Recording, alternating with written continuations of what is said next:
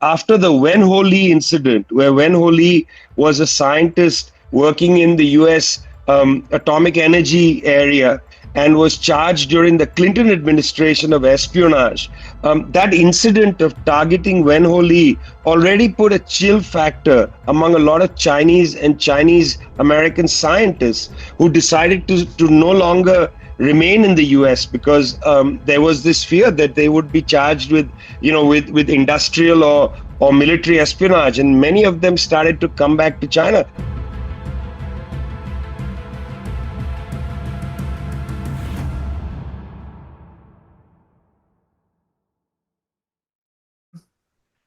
Good day, everyone. We are here again with Vijay Prashad. Vijay was here last time with us on our channel. One of our best viewed videos in the history of our young history of our channel, I must say. It's amazing. Apparently already an audience favorite. Uh, so Vijay, I don't think you need much introduction.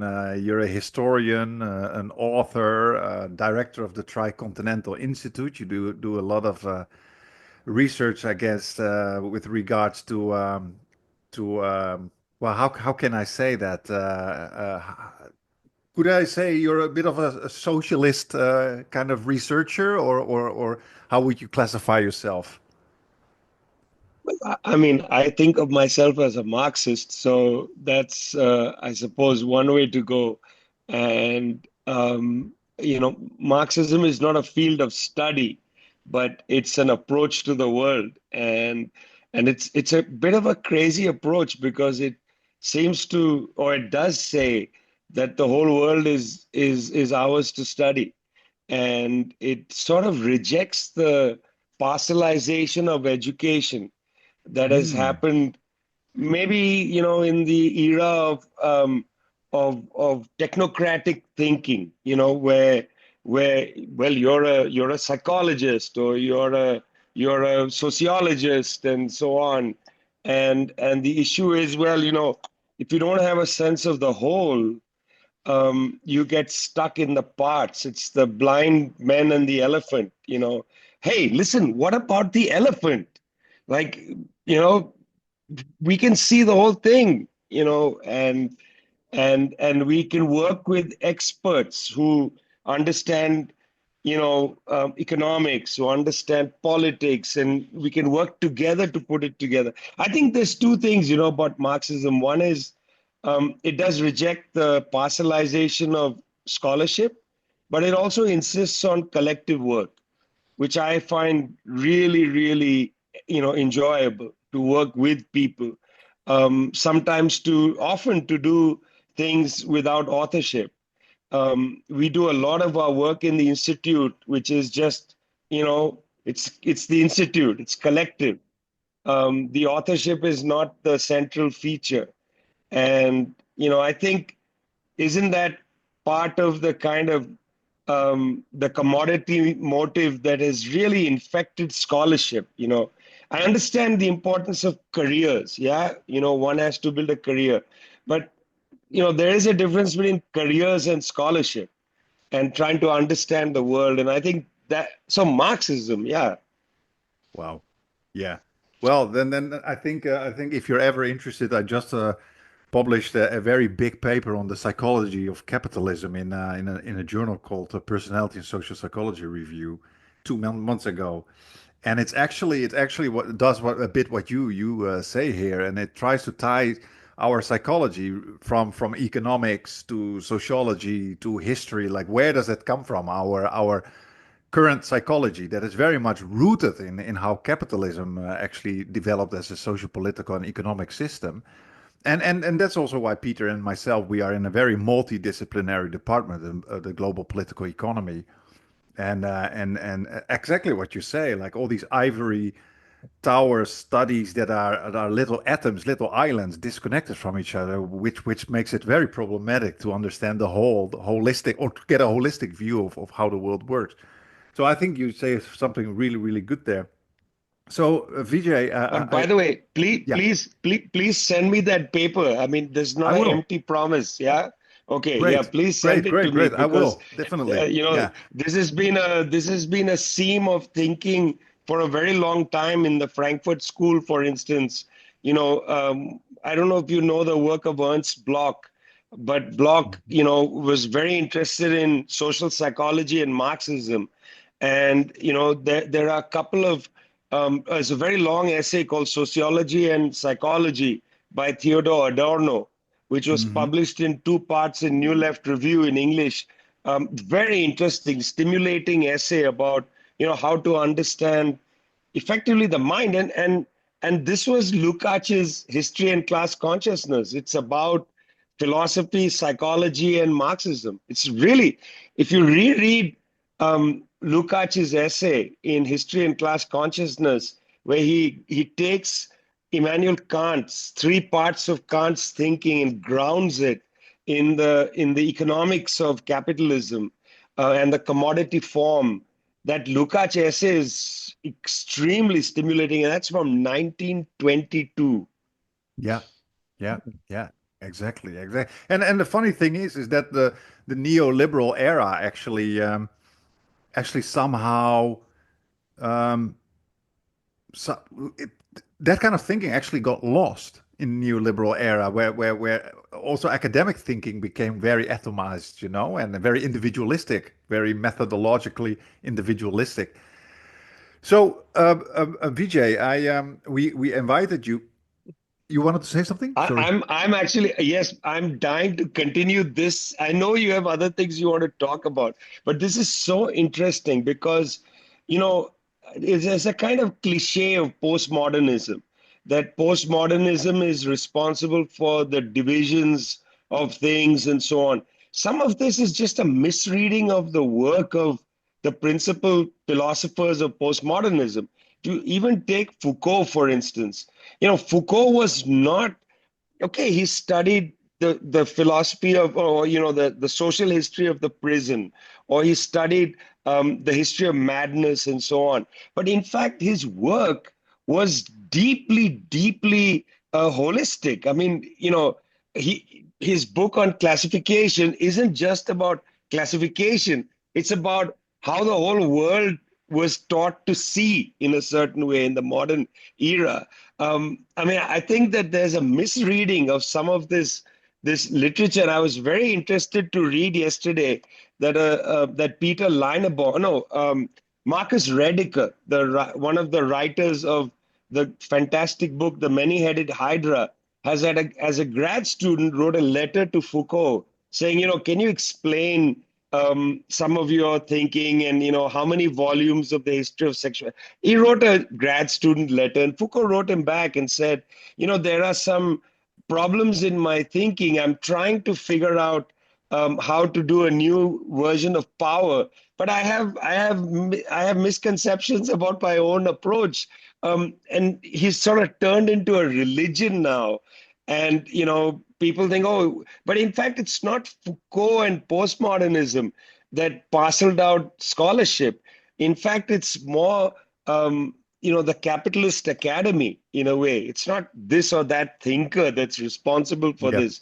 It's the whole trend of the academy that doesn't really, it doesn't know how to deal with the thinking of the whole and prefers the thinking of the part. Yeah, that's Yeah. that's probably the best thing that could be said about Foucault is that he was a very holistic thinker. I read one of his books, Crime and Punishment, and I was thoroughly underimpressed, but it's basically just kind of comparing the one work I read to the reputation he has in Western academia, which I thought was way overblown. But I think you nail like one of his main values is on the opposite pole of the trend we've seen.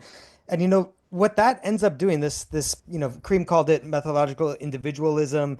This in political science, students are still taught, if they're taught anything about the philosophy of science, they're taught about logical positivism, and they're Hmm. they're presented that as if it's a coherent or a tenable philosophy of science today, and it was abandoned like in the 60s or 70s. But what that ends up doing is unobservables are out. Everything that you deal with has to be an observable, a data point. And so it restricts your inquiry so much that all you can do is investigate very minutely things that just don't matter or which you can't put together into a coherent picture of the whole. So yeah, I think that's the much more pernicious development is that parcelization where everyone is studying more and more and more about less and less and less and less. Yeah, and it supports the status quo as well. I mean, this kind of research, this kind of academia doesn't challenge, doesn't how can you say that? It doesn't promote critical inquiry because you have to study surface level kind of. You have first of all you have to assume everything as the current environment, the current structure of the world, assume that as natural, in which you study certain kind of laws when it comes to the social sciences, which means that you never critically question the kind of system that we are in. This is what you take for granted, but you test the relationships within that system, which is of course superb for the ruling classes, which is superb for to maintain the status quo. And I think there is some kind of it's not completely organic. I think there is some this was by design, you know. Okay. I'm I mean, fascinated by that. in a way, all of us are trained one way or the other in this sort of worldview, this worldview of parcelization of the world, specialization. I remember an early job I had where a colleague told me, don't write about everything, write about what you're trained to write about. Otherwise, you'll never build a career. And I remember thinking that's the strangest advice to give anybody. I mean, shouldn't you as a human being be curious about everything? I mean, shouldn't I learn about, I'd done a PhD on this community of highly exploited and oppressed people whose principal job was sanitation workers. So I took a great interest in sewage systems and in toilets and in the new science of plumbing. How vacuum had to work. Why do plumbers spend so much time in the modern era trying to get a vacuum going in a toilet? Things like that, like water pressure.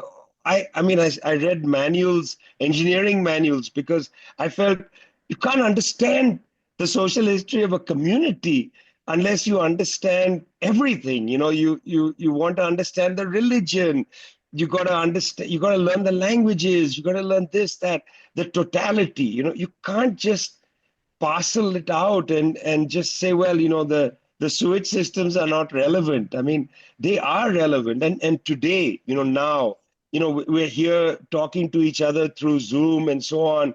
A few days after the world tech, has been completely overturned by the fact that a small Chinese startup, in Hangzhou and Beijing was able to create deep search. And then what did they do, which is different from what Meta did and what Musk did and so on?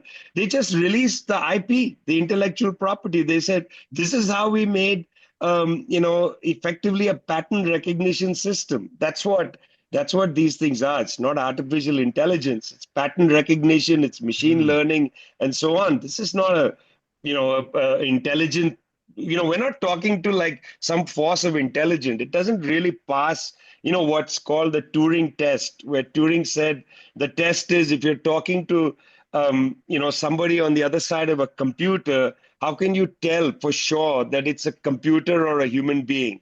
Well, frankly, talk to Chat GPT or you talk to Deep Search, you still know it's a computer. I mean, they make mistakes, they repeat things. They're not talking like humans. Chatbots are not exactly humans yet. They don't have intelligence.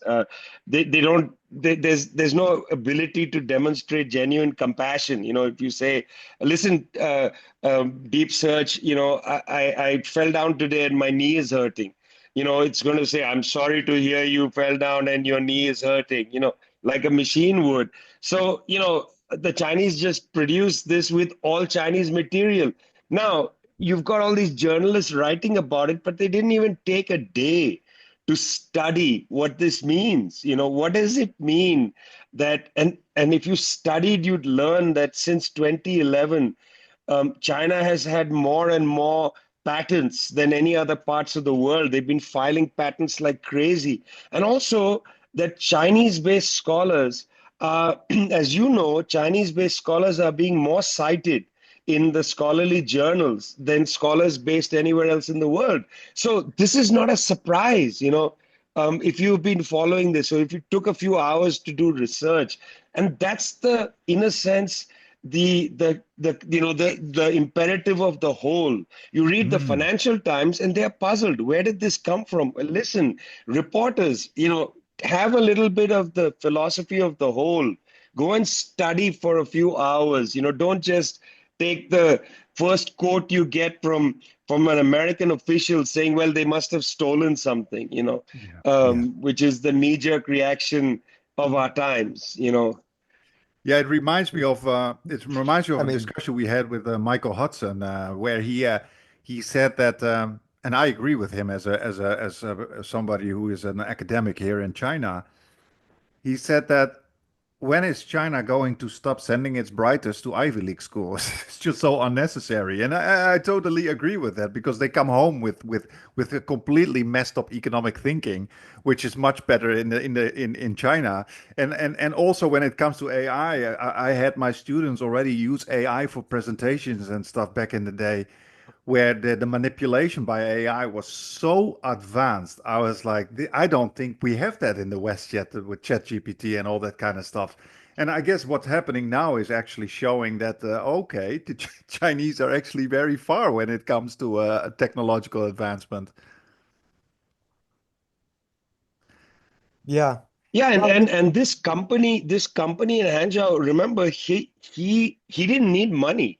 He was already super wealthy. He had made other things. He was a big investor, and he decided that I am only going to hire people trained in China, and I'm only going to use tools and technologies developed and designed and built in China. So this is going to be 100% Chinese product. I mean, the guy did it in a way out of a lark. And so Michael Hudson's point is correct, but it's also important to say that in science, the best and brightest have not been leaving for a long time, and in fact, they've been repatriating. Indeed, I looked into this a few years ago after the Wen Ho Lee incident, where Wen Ho Lee was a scientist working in the U.S. Atomic energy area and was charged during the Clinton administration of espionage. That incident of targeting Wen Ho Lee already put a chill factor among a lot of Chinese and Chinese American scientists who decided to no longer remain in the US because there was this fear that they would be charged with industrial or military espionage, and many of them started to come back to China.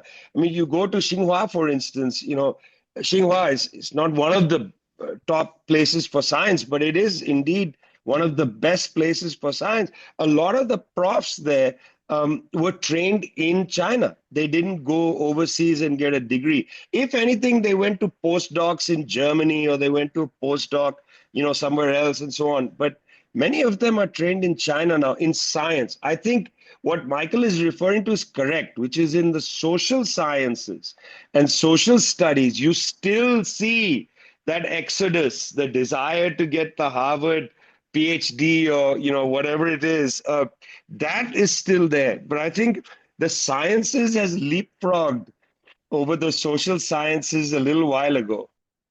And it's yeah. good to, But my so, favorite thing about that oh yeah.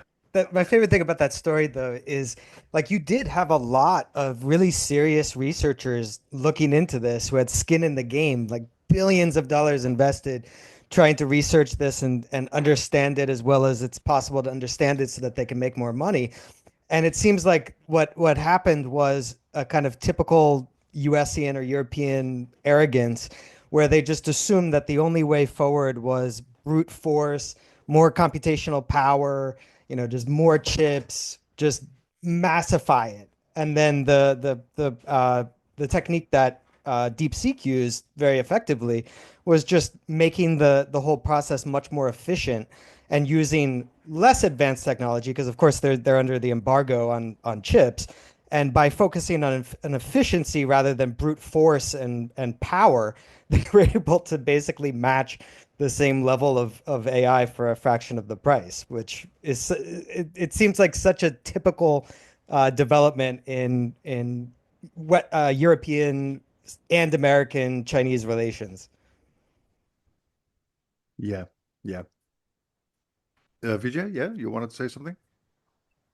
Well, I mean, that's true. Look, frankly, Sam Altman of ChatGPT, the story of ChatGPT. It starts as an open source thing. It's meant to be, this sort of, breakthrough of like public, research and so on. And then when ChatGPT, and basically, to be honest, from what I've read, ChatGPT was built out of tools that were already available out there. It's not that they really innovated. They did what a lot of good developers do, which is they brought together bits and pieces of things from here and there, and they assembled a pretty good system. It's not a bad system. It's very interesting.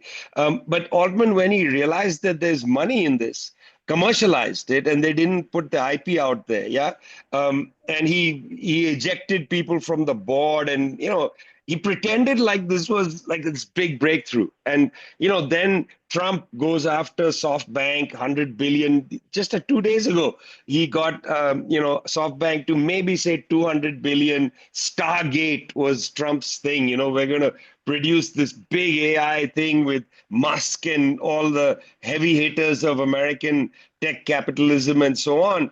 And yes, exactly. Here comes the startup, yeah, which again is not really a startup. The guy was quite well off already, but with quite modest ambitions in a way. Yeah, it's made a team, built this thing up, and so on, and just upended the cart. And what it did was, again, in a way, the tech journalists and others weren't really asking the big questions, like what's behind the curtain. Even taking the term artificial intelligence seriously is a misnomer. Every time I've done any kind of thing, I always say, listen, it's machine learning. It's not artificial intelligence. It's teaching this machine, and the machine then learns to regurgitate things back to you and so on. It's not able to actually, intelligence is different. Intelligence has innovation in it. It has inspiration. It has these qualities that are pretty ineffable. I mean, the three of us having a conversation will produce intelligence. Hopefully, I mean, I hope we'll produce intelligence, because there's something, in our interactions, in between our minds, something will happen that we will spark curiosity, innovation, new thinking. Something that Kareem says is going to strike me as, I read something in a novel. Random bits of information assemble and so on. That's intelligence. It's quite ineffable. It's hard to get a bunch of circuits to do that at the present moment. It's not going to happen. And so, obviously, like, you can build robots that build things. There are so many dark factories around the world. In China, of course, in the lead with the dark factories. Yeah, no lights on, machines making things. But again, they are doing repetitive actions. That's different than 4 or 5 minds gathered together, throwing ideas at each other, inspiring each other, innovating together. This is not something that is, we should surrender immediately to the tech bros. I mean, why should we hand it over to them, And why should we be impressed by what they've done? What really have they done? They've mobilized money into good ideas in some cases, but some cases not such good ideas. End of the day, was Facebook such a good idea? I mean, now it's like a garbage dump of sponsored content. Was it such a good idea? It's not elevating. People go to Facebook now largely out of a habit. They have the app, they have an account, they go to see things. They don't find their friends as often. It's all ads. What's the difference? You know, I mean, so I don't even know whether these discoveries or inventions or whatever, in the end of the day, will stand the test of time. They probably won't. But maybe other things will. Maybe other ideas will, which are not monetized. It's the case of, if you go to Nepal, you'll discover one of the main killers of women today in Nepal is asphyxiation. They die of inhalation of carbon monoxide. Well, why is that? That's because a lot of people, particularly in the high mountain regions, live in small little hutments, little houses, where they are using coal-fired stoves, and women are mainly cooking, and they are breathing in the charcoal fumes, carbon monoxide. Well, look, you go to any lab, your university in Hong Kong, you go to the lab. The labs have undergraduate students making smokeless stoves. They make designs like this in labs all across the world as a first year experiment in engineering. Why haven't these been monetized? Because poor women are dying. They don't have the money to push for this. Much more money goes into building social media apps, but no money into monetizing really good quality, cheap, smokeless stoves that protect women from breathing in carbon monoxide and dying. I mean, you talk about the arrival of feminism in our world, but the lives of those peasant and working class women in Nepal, for whom a technology is available, nobody's monetizing that. They are busy monetizing, let's monetize the new artificial intelligence. I mean, really, is that really the pressing need today, when thousands of women a day are breathing in, more than thousands, breathing in, this appalling and easy to prevent gases that are killing them? I mean, that's again the philosophy of the whole, isn't it?